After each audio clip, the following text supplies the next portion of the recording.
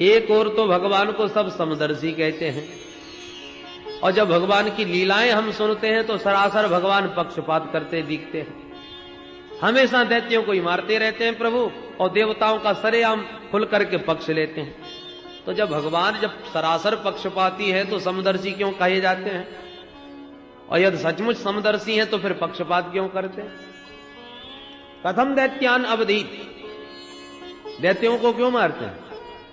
सुखदेव जी प्रसन्न होकर बोले, परीक्षित बहुत बढ़िया प्रश्न किया है, ध्यान से सुनो।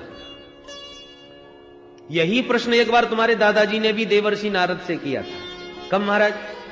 बोले जिस समय राजस्व यज्ञ कर रहे थे तुम्हारे दादा धर्मराज युधिष्ठिर, तो प्रथम पूजन के अवसर पर भगवान श्री द्वारकाधीश का नाम सामने आया, और जब पूजन प्रारंभ होने लगा तो शिशुपाल ने गालियों की बौछार प्रारंभ कर दी, और 101 गाली होते ही भगवान ने अपने दिव्य सुदर्शन से उसका सिर काट दिया।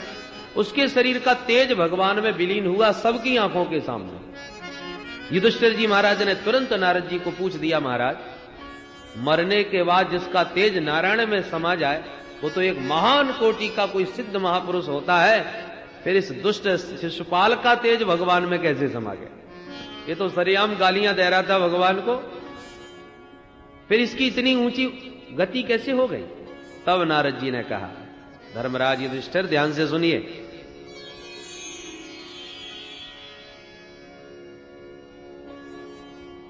भगवान की घोषणा है, ये यथा माम प्रपद्यन्ते तांस तथैव भजाम्यहम्।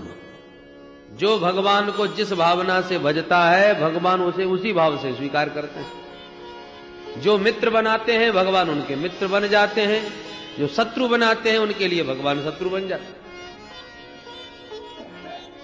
अब ये तो उपासनाओं का भेद है, भगवान में भेद थोड़ी है। भगवान ने तो छूट दे रखी है, जो चाहो सो बना लो। शर्त एक है कि मेरा चिंतन करो, जो सतत मेरा चिंतन करेगा उसे प्राप्ति मेरी निश्चित होगी, चाहे वो बैर से करे चाहे प्रेम से करे। तस्मात् केनाप्युपायेन मनः कृष्णे निवेशे। और एक बात बताएं, मित्र से ज्यादा चिंतन शत्रु का होता है।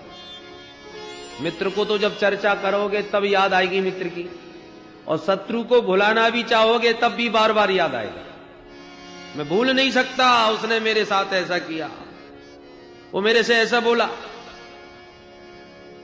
शत्रु पग पग पर याद आता है। इसलिए जहां भगवान के भक्त माला लेके भगवान को याद करते हैं, वहां दुष्ट भी भगवान को कम याद नहीं करते, वो भी दिन रात भगवान को याद करते हैं, भले ही वैर भावना से सही। एक बार दुष्टों ने भगवान से कहा, सरकार हम ना होते तो आज आप भी ना होते। भगवान बोले, क्या मतलब? दुष्टों ने कहा, महाराज जब हम बहुत ज्यादा दुष्टता करते हैं, चारों तरफ खूब आतंक फैलाते हैं, तभी तो आपका अवतार होता है। अरे रावण ने आतंक मचाया तो राम जी को आना पड़ा, कंस ने आतंक मचाया तो कृष्ण कन्हैया को आना पड़ा, तो आपको आना तो हमारी वजह से पड़ता है ना, तो आपके आने का फायदा भी हमको मिलना चाहिए। क्या फायदा चाहते हो? बोले महाराज हमारा भी उद्धार करो। भगवान बोले तुम हमारा भजन करो। दुष्टों ने कहा भजन ही करने लग गए तो दुष्ट ही किस मतलब के? कि भजन पूजन हमारे बस की बात नहीं है। होए भजन नहीं तामस देहा, हम तामसी लोगों से भजन नहीं होगा। तो क्या कर सकते हो? बोले महाराज आपको गालियां दे सकते हैं, आपसे झगड़ा कर सकते हैं, हम असुरों की प्रवृत्ति जैसी है तदनुसार आपसे संबंध जोड़ सकते हैं। आप चाहो कि माला लेके भजन करें, हमारे बस की बात नहीं। भगवान बोले चलो कोई बात नहीं, भजन नहीं कर सकते तो बैर करो, कुछ तो नाता जोड़ो हमसे। और भगवान ने बैर का संबंध स्वीकार करके असुरों को भी वही गति दी जो अपने प्यारे भक्तों को प्रदान करते हैं। भगवान का धाम कितनी साधना करके भक्तों को प्राप्त होता है, और जो राक्षस लड़ने आते हैं उन्हें भगवान एक बाण मार के अपने धाम में भेज देते हैं। एक ही बाण प्राण हर लीना, और दीन जानते हैं निज पद दीना। प्राण तो हर लिया पर बाद में भेजा कहां? बोले निज पद दीना, अपना परम पद प्रदान कर दिया। तो बताइए कितना सस्ता। जो दिन रात गाली दे रहे थे, भगवान को मारने खाने के लिए दौड़ रहे थे, और भगवान ने एक बाण मार के अपने घर भेज दिया। तो कल्याण तो उनका भी हुआ कि नहीं? इसलिए भगवान कहते हैं कि कैसे भी मुझ में मन लगाओ, प्रेम से या बैर से। भृंगी कीटन न्याय से बैरियों का भी उद्धार हो जाता है। एक भृंगी होता है जो किसी कीड़े को पकड़ के मिट्टी में कैद कर देता है और उस मिट्टी के ढेर के ऊपर गुनगुनाता रहता है। अब मिट्टी के भीतर कैद हुआ कीट निरंतर भयाक्रांत हुआ। उस भृंगी का चिंतन करते करते एक दिन स्वयं भृंगी बन के मिट्टी से बाहर निकल पड़ता है। तो था साधारण सा कीड़ा, परंतु भयाक्रांत होकर भृंगी का चिंतन करते स्वयं भृंगी बन गया। ऐसे ही भले ही कोई भय से भजन करे या बैर से भजन करे, उसे प्राप्ति परमात्मा की ही होगी। बोल वृंदावन बिहारी लाल की। काम क्रोध भय आदि ये अच्छी वृत्तियां नहीं, पर यह वृत्ति भी यदि परमात्मा से जुड़ जाए तो कल्याण का साधन बन जाती है। इसलिए नारद भक्ति सूत्र में नारद जी महाराज ने कहा है, तदर्पित खिलाचारः सन् काम क्रोधाभिमानादिकमपि तस्मिन् नैव करणीयम। काम क्रोधादिक वृत्तियों को मारना बड़ा कठिन है। मार नहीं सकते तो मोड़ के भगवान से ही जोड़ दो, कल्याण हो जाएगा। महाराज आज तक किसी का कल्याण हुआ है? काम ऐसा, क्रोध ऐसा, रजोगुण समुद्भव। अरे सब नरक के पंथ शास्त्रों ने बतलाए हैं, रजोगुण इनका बाप है, इनसे कल्याण कैसे होगा जीव का? बोले देखो एक एक का प्रमाण। गोप्यः कामाद भयात् कंसो द्वैसा चैत्यादयो नपाः संबंधात् वृष्णय स्नेहात् यूयं भक्त्या वयं विभो। अब जरा देखिए प्रमाण। काम की वृत्ति को संसार से हटाकर गोपियों ने श्री कृष्ण से जोड़ दिया तो गोपियों का कल्याण हो गया। प्रेमैव गोप रामाणाम काम इत्यगमत प्रधाम। गोपियों के पावन प्रेम को ही यहां काम की संज्ञा मिली है, यह ध्यान रखिए। गोप्यः कामात्, अपने पति को छोड़कर पर पति से प्रीति सांसारिक दृष्टि से, शास्त्रीय दृष्टि से तो पतन का कारण है, पर गोपियों ने वो वृत्ति परमात्मा से जोड़ ली तो उसी वृत्ति से गोपियों का कल्याण हो गया।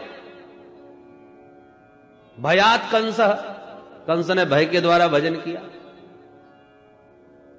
नारद जी से पूछा, बाबा ये बताओ मेरा काल कैसा होगा?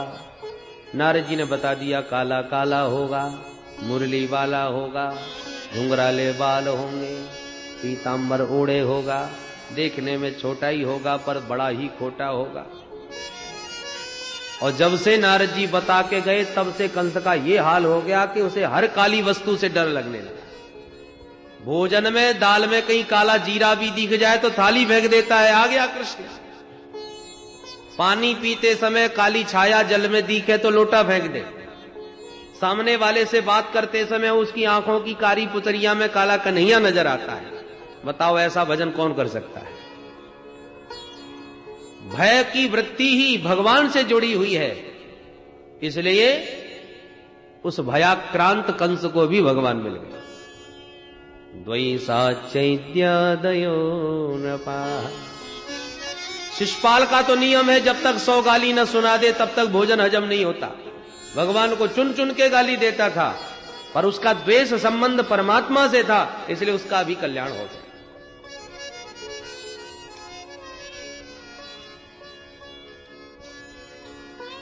कुछ लोग जा रहे थे पैदल और जंगल की झाड़ी में कुछ प्रकाश दिखाई पड़ा। एक ने समझा कोई दीपक जल रहा है, एक ने समझा कि शायद आग लग रही है, एक ने समझा शायद कोई मणि है। ये इतना जगमगाता प्रकाश, ये तो किसी मणि का प्रकाश प्रतीत होता है। अब वस्तुतः थी वो मणि ही, पर यदि उस मणि के प्रकाश को कोई दीपक बुद्धिया चल पड़े, दीपक का प्रकाश समझ करके उधर बढ़े, तो क्या मणि की कीमत कम हो जाएगी? यदि उसकी 50 लाख की कीमत है तो जो दीपक समझ के उसके पास बढ़ा, उसके लिए क्या वो 10 लाख की हो जाएगी? अथवा जो वस्तुतः उस मणि के स्वरूप को समझकर ये कोई मणि चमक रही है, ऐसा तत्वतः उसके स्वरूप को जान करके जो बढ़ा, तो क्या उसके लिए मणि 1 करोड़ की हो जाएगी? अरे मणि की कीमत तो जितनी है, जैसी है वैसी ही रहेगी। चाहे कोई दीपक समझ के दौड़े, चाहे अंगारा समझ के दौड़े, चाहे मणि समझ के, जाने वाले को पाने वाले को तो उतने ही कीमत की मणि मिलेगी। उसी प्रकार भगवान तो भगवान ही हैं। चाहे भगवान को कोई शत्रु समझ के दौड़े, चाहे मित्र समझ के, चाहे पुत्र समझ के, जो भी समझना चाहे समझ ले, पर भगवान के निकट जो पहुंचेगा उसे प्राप्ति तो भगवान की ही होगी। भगवान की प्राप्ति में कहीं कोई कमी नहीं आएगी। इसलिए कैसे भी कोई दौड़े, कैसे अभी भगवान से संबंध जोड़े, पर भगवान से संबंध अवश्य होना चाहिए। बैन की तरह नास्तिक मत बनो। बोलो जय श्री कृष्ण।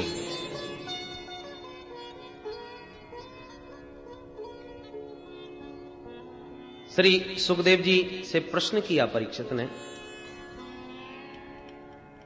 भगवान आपने कहा कि भगवान समदर्शी हैं, सबको समान रूप से स्वीकार करते हैं, तो प्रायः दैत्यों को ही मारते हुए हम दिखाई पड़े, क्या दैत्य ही भगवान के बैरी हैं? बोले नाना, 12 महाभागवतों में 2 दैत्यों का नाम है। 12 नाम सुने थे आप परम भागवतों के कल, उनमें 2 दैत्य हैं। कौन? प्रहलाद और महाराज बलि। ये दोनों ही तो दैत्य वंश के हैं, और परम भागवत भगवान के भक्तों में गिने जाते हैं। तो ये ना समझिए कि दैत्य जाति का ही भगवान दुश्मन है। अरे जिसने जिस वृत्ति से भगवान से संबंध जोड़ा, अब हिरण्यकश्यपु भगवान का कट्टर बैरी और उसी का बेटा प्रहलाद भगवान के अनन्य उपासक, तो हिरण्यकश्यपु का उदर विदीर्ण कर रहे हैं और प्रहलाद को परम भागवत मान के हृदय से लगा रहे। तो दैत्य जाति से दुश्मनी कहां रही? अच्छा महाराज, तो प्रहलाद पर कैसे अनुग्रह किया, जरा विस्तार से सुनाइए। तब सुखदेव जी महाराज ने सुनाया, परीक्षित, जिस समय भगवान ने बराह बपु धारण करके हिरण्याक्ष का उद्धार किया, तब से हिरण्यकश्यपु कट्टर बैरी बन गया और इसने मंदराचल पर्वत पर जाकर के घोर तपस्या की। पूरे शरीर में दीमक लग गई। ब्रह्मा जी प्रकट होकर के बोले ब्रह्म ब्रूयात, तो हाथ जोड़ के वरदान मांगता है, मुझे अजर अमर बना दो महाराज। ब्रह्मा जी बोले वो तो हम भी नहीं है, तुम्हें कहां से बना दे? अरे इसके अतिरिक्त तो कुछ और मांगो। तब तो इसने वरदानों की जड़ी लगा दी, न भीतर मरू, न बाहर मरू, न ऊपर मरू, न नीचे मरू, न दिन में मरू, न रात में मरू, न अस्त्र से मरू, न शस्त्र से मरू, न मनुष्य से मरू, न जानवर से मरू, न आपकी बनाई हुई सृष्टि में किसी प्राणी से मरू, न 12 महीने से किसी महीने में मरू। ब्रह्मा जी बोले बस कर भैया, तू कितना मांगेगा? बड़े बड़े तपस्वी देखे, पर तेरे जैसा मांगने वाला पहली बार मिला भाई। ताते में दुर्लभा पुंसाम ज्ञान व्रणी से वरान मम तथापि वितराभ्यंग वरान यद्यपि दुर्लभान। अरे हिरण्यकश्यपु, यद्यपि तेरे द्वारा मांगे वरदान ये बड़े दुर्लभ है, आज तक किसी को नहीं दिए, पर तेरे जैसी तपस्या भी बड़ी दुर्लभ है, इसलिए मैं तुझे ये समस्त वरदान प्रदान करता हूं। प्रसन्न हो गया हिरण्यकश्यपु कि अब तो मैं अमर हो ही गया, अब मुझे भला कौन मार लेगा, और अपने को अमर मान करके चल पड़ा। दिग्विजय करते हुए तमाम देवी देवताओं को बंदी बना के घर में ले आया। इंद्र से कहता है चल झाड़ू लगा, वरुण से कहता है चल पानी भर के ला। सब दास्ता करने लगे देववृंद। भगवान से रोते हैं, प्रभु कब इस दुष्ट से पिंड छूटेगा? भगवान बोले मां भैष्ट विमुद श्रेष्ठा सर्वेशाम भद्रमस्तु वः। देवताओं आप लोग घबराइए मत, हम तुम्हारा कल्याण करेंगे, समय की प्रतीक्षा करो। इस हिरण्यकश्यपु के 4 बेटा हुए, हिराद, अनुराद, संघराद, प्रहलाद। श्री प्रहलाद जी बचपन से ही अद्भुत प्रतिभा संपन्न थे। ब्रह्मण्य शील संपन्न सत्य संधो जितेंद्रिय। प्रहलाद जी बचपन से ही ब्राह्मणों के अनन्य भक्त, शील संपन्न, परम सुशील स्वभाव के, सत्य प्रतिज्ञ और परम जितेंद्रिय। नोद्विग्न चित्तः व्यसनेषु निस्पृह। इनका चित्त कभी भी उद्विग्न नहीं होता, संसार के व्यसनों में तनिक भी इनकी अभिरुचि नहीं। एक सम्राट के पुत्र होकर के भी परम जितेंद्रिय, परम संयम। कारण एक था परीक्षित। क्या महाराज? बोले प्रहलाद को बचपन से ये ग्रह लग गया था। कौन सा ग्रह लग गया था? बोले कृष्ण ग्रह ग्रहीतात्मा न वेद जगदीदृशम। प्रहलाद जी को बचपन से ही टेढ़ी टांग वाले कृष्ण रूपी ग्रह ने ग्रस लिया था। और ये ग्रह बहुत खतरनाक है। और ग्रह चाहे जितना अपना प्रभाव दिखावे, पर विद्वानों से बैठा करके जप अनुष्ठान करा के ग्रह शांति करवा दो तो ग्रह शांत हो जाता है। पर ये ग्रह इतना खतरनाक है कि जल्दी से तो लगता नहीं, और जिसे लग जाए तो चाहे जितनी कोई ग्रह शांति करवा ले, इसके उतारने का कोई उपाय नहीं। बड़ा जबरदस्त ग्रह है। महाराज इस ग्रह के लक्षण क्या है? कैसे पता चले कि इसको कृष्ण ग्रह लग गया? बोले लक्षण बताते हैं। क्वचित रुदति वैकुंठ चिंता सबल चेतन, क्वचित धजति तच्चिंता ह्लाद उदगायति क्वचित। कृष्ण ग्रह ग्रहीतात्मा के लक्षण हैं क्या? बोले कभी प्राय वो रोता बहुत है, जब भी बैठेगा आंखों में आंसू बहाता रहेगा, और कभी कभी उच्च स्वर से हंसने भी लगता है, तो कभी मुक्त कंठ गाने लगता है, तो कभी खड़े होके नाचने लगता है। लोक बाह्य उसके सब विशेषण, निराला होता है, जगत से अलग। दुनिया की दृष्टि में वो पागल ही होता है, दुनिया वाले उसे पागल ही समझते हैं। प्रहलाद जी की भी बचपन से यही स्थिति थी। जब थोड़े से बड़े हुए तो राजकुमार को पढ़ने के लिए गुरुकुल में भेजा गया। कौन से गुरुकुल में? श्री संडामर्क जी महाराज जहां के प्राचार्य हैं, हिरण्यकश्यपु दानव विश्वविद्यालय, जहां पर दैत्य पुत्रों को ही छल कपट की विद्या सिखाई जाती है। प्रहलाद जी भी भर्ती हो गए, पर इन पर तो कुछ दूसरा ही रंग चढ़ा हुआ था। गुरुजी पढ़ाते कुछ हैं तो ये पढ़ भी लेते हैं और उसको गुरुजी को सुना भी देते हैं, पर हृदयंगम नहीं करते। ये छल कपट की नीतियां उन्हें सुहाती नहीं। गुरुकुल में रहे, पर एक दिन हिरण्यकश्यपु आ ही गया। एकदा सुररात पुत्रम अंकमारोप्य पांडव पप्रक्ष कथ्यताम वत्स मन्यते साधु यद भवान। बड़े प्यार से अपने पुत्र को हृदय से लगाकर सिर सूंघकर प्रीति पूर्वक प्रश्न किया हिरण्यकश्यपु ने, बेटा मन्य से साधु यद भवान, तुमने अब तक के स्वाध्याय काल में उत्तम बात क्या मानी है? सबसे बढ़िया पाठ कौन सा सीखा है? वो हमें भी बताओ जरा। तुरंत प्रहलाद जी बोले, पिताजी बढ़िया पाठ तो जीवन में एक ही सीखा है। वो क्या? तत्साधु मन्ये सुरवन यदेहिना सदा समुद्विग्न धिया वसद गृहात् हित्वात्मपातं गृहमन्धकूपं वनं गतो यद्धरिमाश्रयेत। पिताजी मैंने तो अपने जीवन में एक ही बढ़िया बात समझी है। क्या? कि जो असत ग्रह है, ये जो गृहस्थ जीवन है ना, अंधकुएं के समान है। कुआं में कोई गिर जाए तो बच भी जाएगा, क्योंकि कुएं में यदि पानी हो तो पनघट पे कोई भी पनिहारी आवे पानी लेने के लिए तो वो देखेगी तो चिल्लाएगी, तो कैसे न कैसे लोग मिलके निकाल लेंगे, रस्सी के सारे आ जाएगा। पर अंधकूप में कोई गिर जाए तो उसके बचने का कोई उपाय नहीं। अंधकूप किसे कहते हैं? जो जंगलों में कुएं हैं, जहां पर कोई जाता आता नहीं, जहां पर तमाम जंगल की झाड़ियों की जड़ें नीचे लटकी पड़ी हैं, उधर को कोई रुख करता नहीं, उधर से कोई निकलता तक नहीं, उसको अंधकुआ कहते हैं। और उस अंधकूप में कोई गिर जाए तो जब कोई वहां जाने आने वाला नहीं है तो निकालेगा कौन? तो गृहस्थ जीवन को केवल कुआं नहीं कहा, गृहांधकूपम, ये तो अंध कुआं है। कोई निकलने की चेष्टा भी करे ना तो उसको भी पैर पटक के गिरा लेते हैं।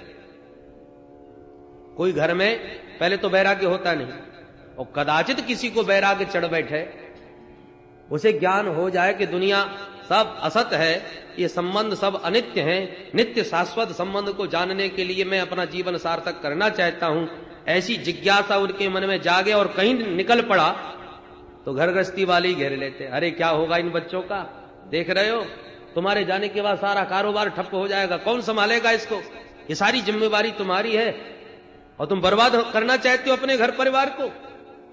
तो पहले तो वैराग्य होता नहीं, और हो भी जाए तो टांग पकड़ के खींच लेते हैं। इसलिए गृहांधकूपम, इस अंधकुएं से जितना हो सके अपने को बचा ले, वही बुद्धिमान है। और बचाने के बाद कहां जाए, बोले वनम गतो यद्धरिमाश्रयेत, वनम वृंदावनम गतः हरिम श्री कृष्णम आश्रयेत, वृंदावन में जाकर के भगवान श्री कृष्ण चंद्र के पाद पद्मों का आश्रय ग्रहण कर ले, बस यही जीवन का सार है। जो ये शब्द सुना सो आंखें लाल हो गई हिरण्यकश्यपु कि नन्ना सा ये मेरा ही बच्चा मुझे ही प्रवचन सुना रहा है। फिर मन में सोचा, बच्चों की तो भोली भाली बुद्धि होती है, उनको तो जो सिखा दो वो ही बोलने लगते, उन्हें कोई ज्ञान तो होता नहीं। तो मेरा बच्चा तो अभी नन्ना सा है, ये तो वही सिखा रहा होगा जो इसको बताया गया होगा। सो बच्चे को गोद से उतार के कहा, बेटा जाओ जरा अपने आचार्य जी को हमारे पास भेजो। तो प्रहलाद जी गए, गुरुजी आपको पिताजी याद कर रहे। संडामर्ग जी आए, कहो सरकार अचानक कैसे आना हुआ। बोले वो तो मैं बाद में बताऊंगा, पहले ये बताओ मेरे बेटे को आजकल तुम पढ़ाते क्या हो।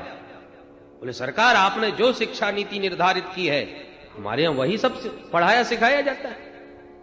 हिरण्यकश्यपु लाल पीला होके बोले, मूर्खो, मेरा बच्चा मेरी गोद में मुझे समझा रहा था कि वन में जाओ हरि का भजन करो, यही सब सिखाने के लिए तुम्हारे यहां भेजा है मैंने। संडामृग जी थर थर कांप के, महाराज आपकी सौगंध खाते, ऐसा हमारे विद्यालय में एक भी कोर्स नहीं है, कोई पुस्तक ऐसी नहीं पढ़ाई जाती। अब भगवान जाने आपका बेटा कहां से सुन लिया, किसने इसको सिखा दिया। हिरण्यकश्यपु ने कहा, यदि तुमने नहीं सिखाया तो इसका मतलब यह हुआ कि कोई विष्णु का गुप्तचर तुम्हारे यहां घुसा बैठा है, तुमको कुछ नहीं मालूम। अब वो ऊटपटांग मेरे बेटे को भड़का रहा है, उल्टी सीधी बातें सिखा रहा है, और मैं तुम्हारे भरोसे तो अपने बच्चे को तुम्हारे विद्यालय में छोड़े बैठा हूं। खबरदार आज के बाद दोबारा कोई ऊटपटांग बात करी तो दंड तुम्हें मिलेगा, इतना याद रखना।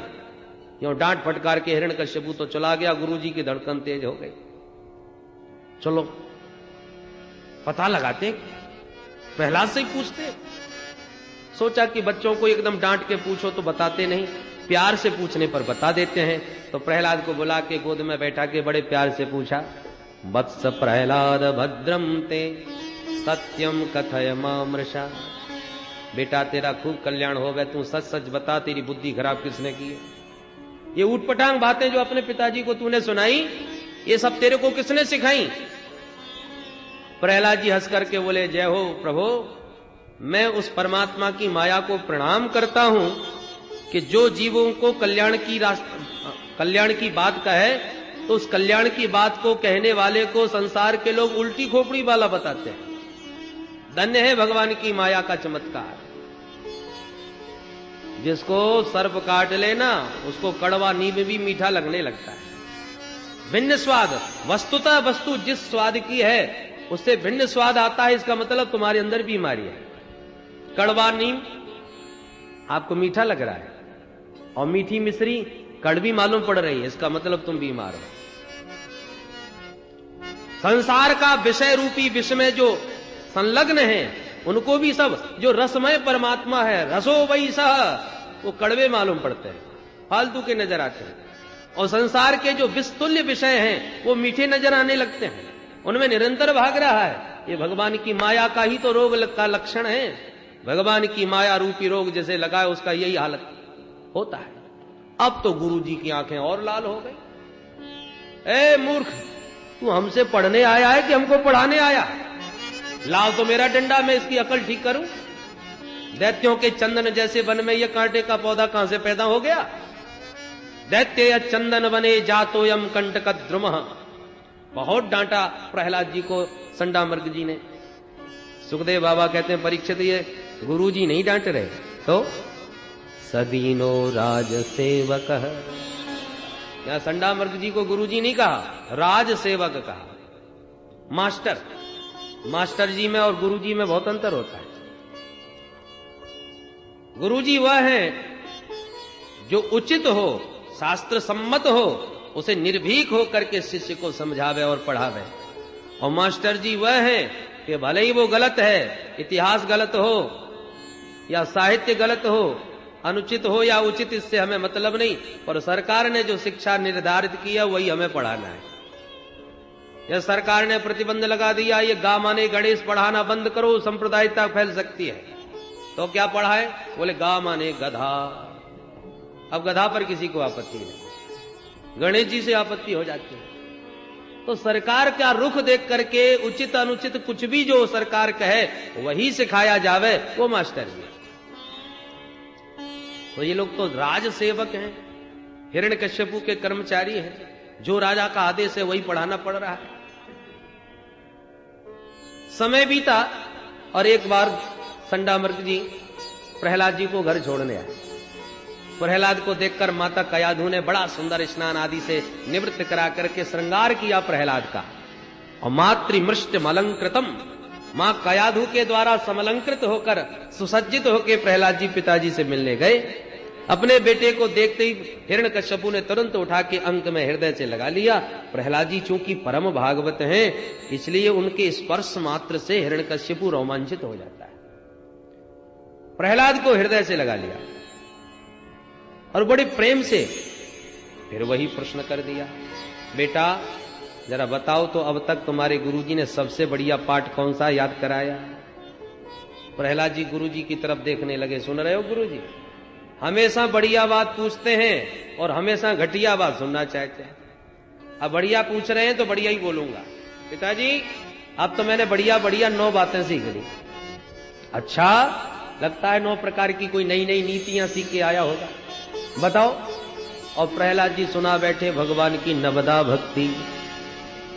श्रवणम कीर्तनम विष्णु स्मरणम पाद सेवनम अर्चनम वंदनम दास्यम सख्यमात्मनिवेदनम इति पुंसार्पिता विष्णु भक्तिश्चे नवलक्षणा क्रियते भगवत्यद्धा तन्मन्येदितमुत्तमम्। जो नवदा भक्ति का क्रमशः व्याख्यान किया,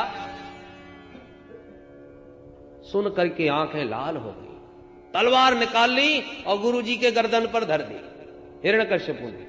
ब्रह्म बंधो, अरे अदम ब्राह्मणो, लगता है तुम मेरे विपक्ष से मिले हुए हो।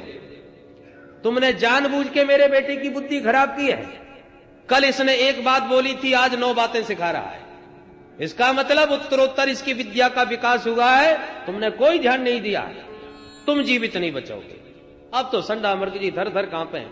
महाराज एक हमारी सुन लो, हम आपकी सौगंध खा के कहते हैं कि इस बालक को न तो हमने पढ़ाया न किसी और ने पढ़ाया, ये पढ़ाया ही आया है, इसे कोई नहीं पढ़ा सकता। न मत प्रणीतम न पर प्रणीतम सुतो वतत्ते सतवेन्द्र सत्रो नैसर्ग कीयम मतिरस्य राजन न्यच्छमन्युम कददास्ममान। आप हम पर नाराज न होइए महाराज, हम तो जान रहे हैं कि इसकी स्वाभाविक मति भगवान ने ऐसी बनाई, इसकी बुद्धि ही ऐसी है। अब इसमें हमारा क्या दोष है महाराज? आप शांत चित्त होकर के विचार कीजिए। न्यच्छमन्युम, इस क्रोध को त्यागिए और शांत मन से सोचिए कि इसकी बुद्धि ऐसी कैसे हो गई। हिरण्यकश्यपु ने अब अपने बेटे से पूछ दिया, प्रहलाद सत्य बताओ, ये तुम्हारी बुद्धि विकृत किसने करी? किसने ये उटपटांग बातें तुम्हें सिखाई हैं? प्रहलाद जी बोले, पिताजी मतिर्न कृष्णे परतः स्वतो वा मिथोभिपद्येत गृहव्रतानां। जो ग्रहव्रतधारी है ना, देखो गृहस्थ नहीं कहा, गृह व्रताना, घर में ही रहने का जिन्होंने व्रत ले रखा है, निकलना ही नहीं चाहते, छोड़ना ही चाहते, घर को ही जो सब कुछ समझ करके पकड़े बैठे हैं, गृह व्रताना, उनकी बुद्धि बड़े भाग्य से भगवान की तरफ अभिमुख होती है। अन्यथा ये गृहस्थ जीवन में सब अंध परंपरा से एक दूसरे को गर्त में गिराने का ही प्रयत्न करते जा रहे हैं। जैसे एक अंधों की लाइन जा रही थी बड़ी लंबी, सब अंधे ही अंधे, अब सबसे आगे वाला अंधा अचानक गड्ढे में गिर गया, धम आवाज हुई, तो बाकी के अंधे जहां के तहां खड़े, भाई खतरा मालूम चलता है, ये आवाज कैसी, भाई पता लगाओ। पीछे वालों ने पूछा, भाई रास्ता ठीक तो है? तो गड्ढे में गिरे अंधे ने सोचा हम तो गिरे ही पड़े, अब इनको भी क्यों छोड़े।